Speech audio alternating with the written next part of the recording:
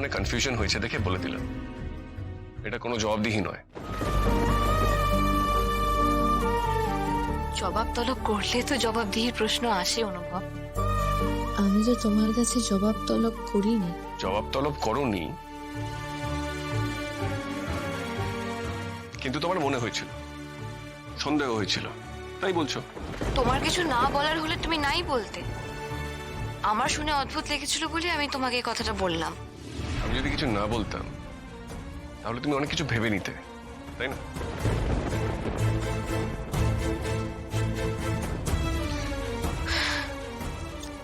I'm sorry. I'm sorry অনুভব। আমার কথাটা তোমাকে এইভাবে ইরিটেট করবে সেটা আমি বুঝতে পারিনি। একটা রিকোয়েস্ট করবো অনুভব, দেখো আমাদের মধ্যে সবকিছু ঠিক হলেও, যদি কোনোদিনও সবকিছু ঠিক হয়, সেটা হতেও অনেক সময় লাগবে আমি জানি। কিন্তু এই সময়টা আমরা তিক্ততা না বাড়ানোর চেষ্টা আমরা করতে পারি, তাই না? আর বাড়ির সকলের সামনে তো আমরা স্বাভাবিক থাকতে পারি না?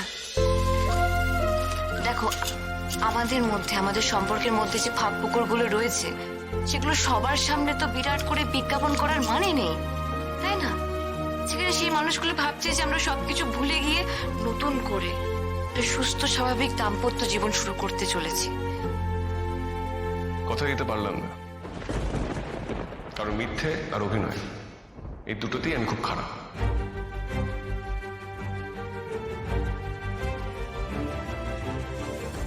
আর হ্যাঁ, এই প্রতিবেশীদের এত কথা, এত কনফিউশন, এত হিউমিলিয়েশন, এর রুট কজটা কি আশা করি তুমি মনে রাখবে। তোমার সিদ্ধান্ত ছিল পালিয়ে যাওয়া, তোমার সিদ্ধান্ত ছিল গা ঢাকা দিয়ে থাকাটা, তোমার সিদ্ধান্ত ছিল নিজের মতো করে বাঁচাটা।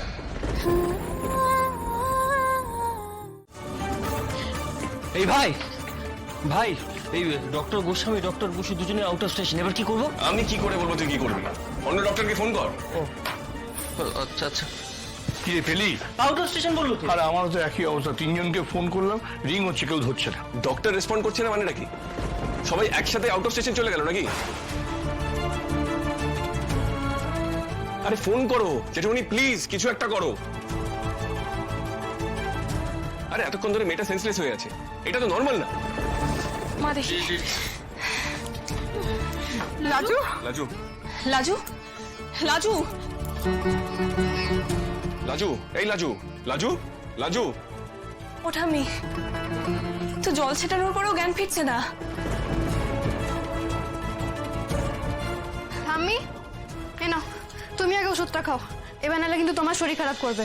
আরে বাবা, আমার কথা তো চিন্তা করতে হবে না, এখন মেয়েটাকে দেখ, কেন জ্ঞান ফিরছিল সেটা দেখ দেখি আগে। আরে চোটটাকে দেখে খুব বড় কিছু মনে হচ্ছে না। সেটা আমরা দেখছি, তুমি ওষুধটা খাও। দুজনে একসাথে অসুস্থ হয়ে পড়লে কি খুব ভালো হবে? আমাকে কি হয়েছে? আর বলিস না। এ কি ওরকম ভাবে শুয়ে আছে কেন? কেন আবার মাঝ রাতে যাতে আমরা সবাই আমাদের ঘুম লাটে তুলে ওকে ঘিরে ভাবে দাঁড়িয়ে থাকি, সেই জন্য টেনশন সিকার একটা। দিদি ভাই জানাও তো, যদি লাজু মাথা জায়গাটা পরিষ্কার করে দাও।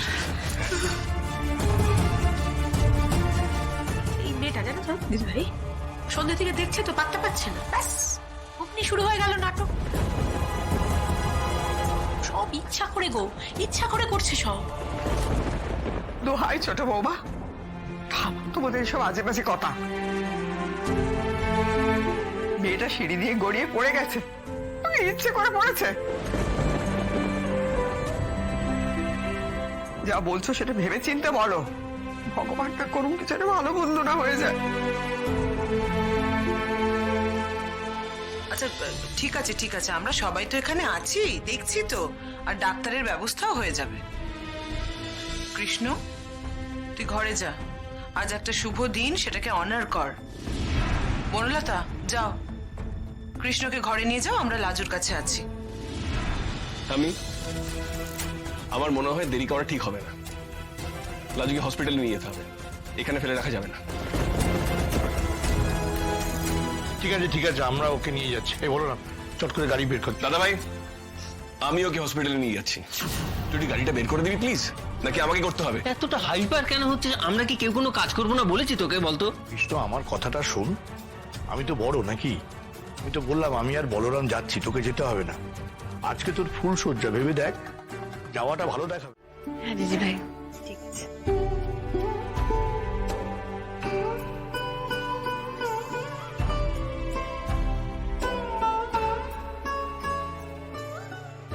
রাজু, তুই নিজেও জানিস না আজকে আমার জীবনে কতটা গুরুত্বপূর্ণ সময়, গুরুত্বপূর্ণ মুহূর্তে তুই অ্যাক্সিডেন্টটা ঘটালি। আমার জীবনের অনেক কিছু ডিপেন্ড করছিল ওই মুহূর্তগুলোর ওপর।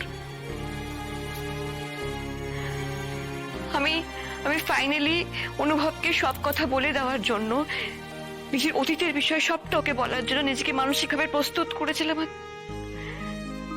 তুই সবটা গলিয়ে দিলি লাজু। লাজু, তুই নিজেও জানিস না আমি একটা কঠিন সম্পর্কে ঢুকতে চাইছি। আমি কি পারবো? আমি পারবো আবার অনুভবের কাছে কথাগুলো বাড়তে? আমি খুব ভালো করে জানি অনুভব যতই বাইরে থেকে দেখা, মনে মনে ও আমাকে অ্যাকসেপ্ট করতে পারেনি, সেটা আমাকে খুব ভালো করে বুঝিয়েও দিয়েছে। কিন্তু এভাবে তো কোনো দাম্পত্য জীবন চলতে পারে না। আমি আমার হারিয়ে যাওয়া দাম্পত্যকে আবার সুন্দর করে সাজিয়ে নিতে চাই লাজু। নিজের ভুলগুলোকে